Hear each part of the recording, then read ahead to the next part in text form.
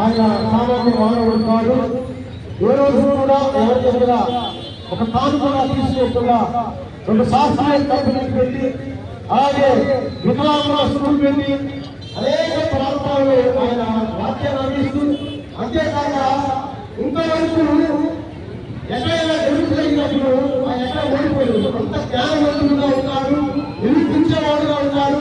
క్రైస్తవాన్ని అలాగే ప్రేమను అలాగే మానవత్వం ఆయన గొప్పగా సాధించున్నాడు.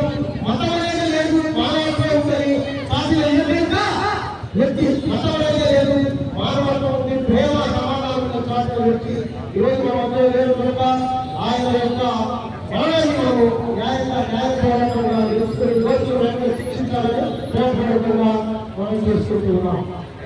అందరికీ తెలిసిన అందరికీ తెలిసిన పరలోకపు ప్రార్థన ఆశీర్వాదంతో ఈ కార్యక్రమాన్ని ముగించుకున్నాం. దయచేసి క్షేమంగా అందరూ గృహములకు చేరవలసిన అందరూ మొబైల్స్ ఆన్ చేయడం, లైట్స్ ఆన్ చేయడం, అందరూ కలిసి పరలోక ప్రార్థన పెట్టాలి. పరలోకమందున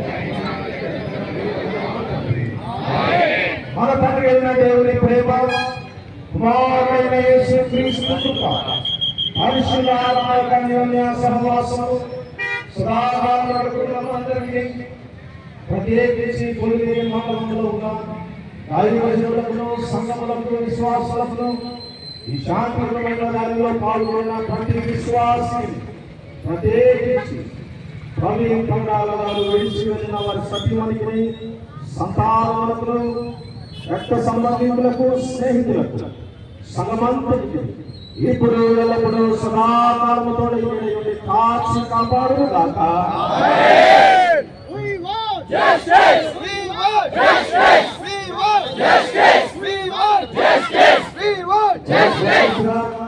విశ్వాసంగా మనం తిరిగి ప్రవేశంలో